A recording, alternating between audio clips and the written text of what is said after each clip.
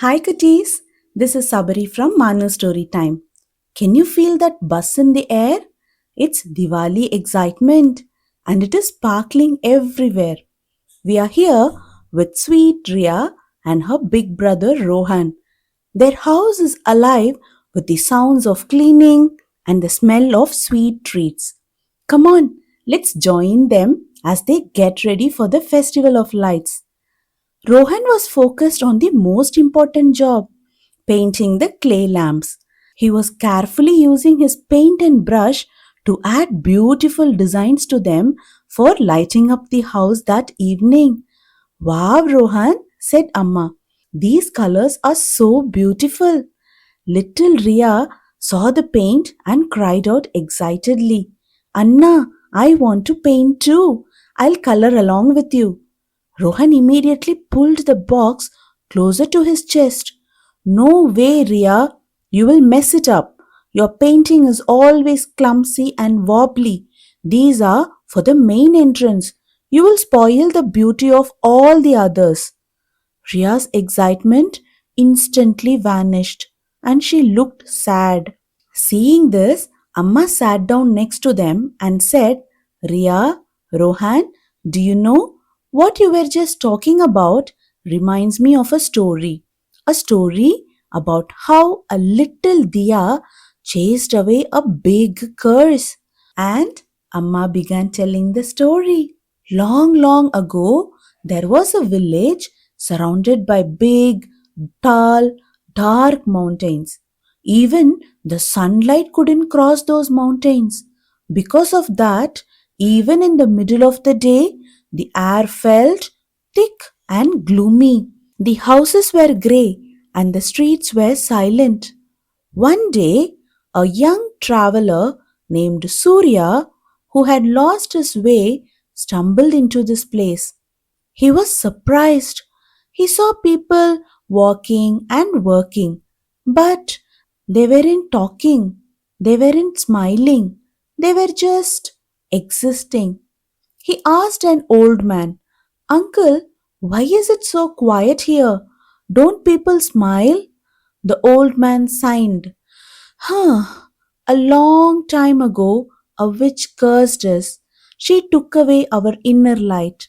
Now we don't know how to be happy anymore. We just live with our fears and worries. Surya couldn't bear to see so much sadness. He didn't have any magic or an army, but he had something just as powerful, creativity and kindness. Surya wanted to save that village somehow. He got an idea.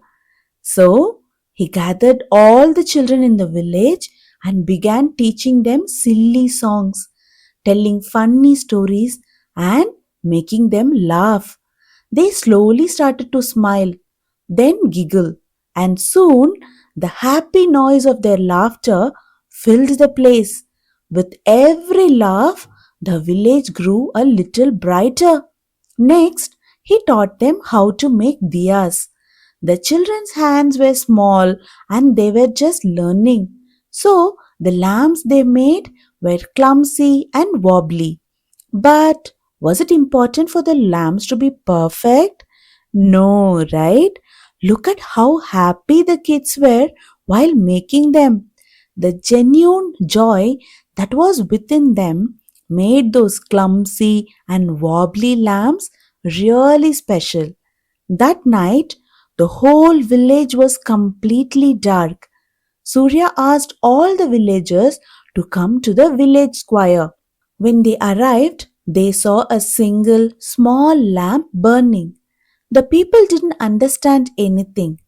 Surya took his one small diya and from that single flame he lit every child's lamp. The children immediately ran to their houses and lit the diyas there. Soon the light from hundreds of tiny lamps filled the entire village. The children ran to the main street and started to sing, dance, and laugh with their bright lamps.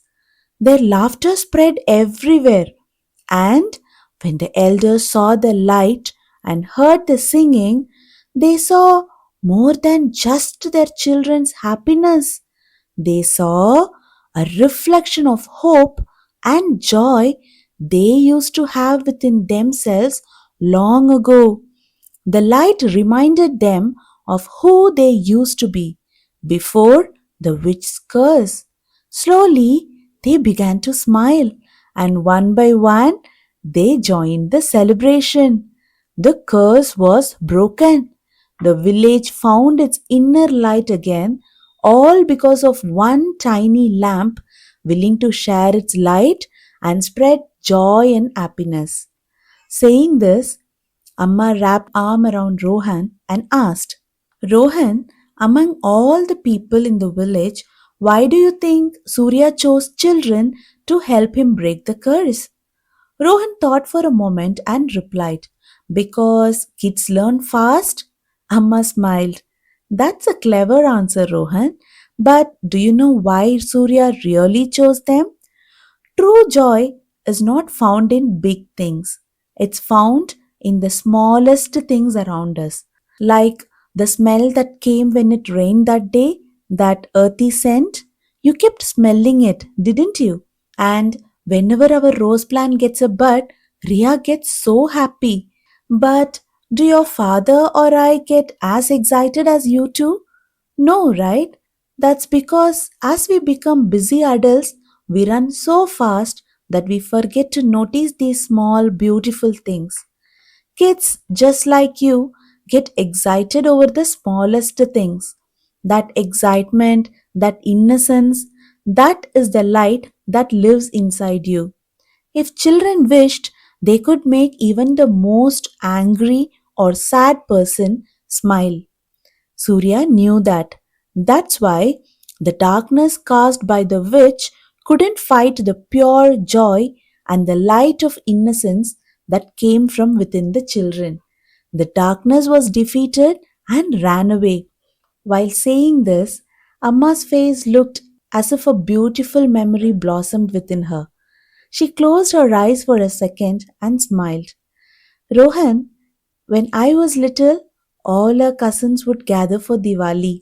That year, a new rocket firework came out. It burst and dropped a parachute. We were all so excited.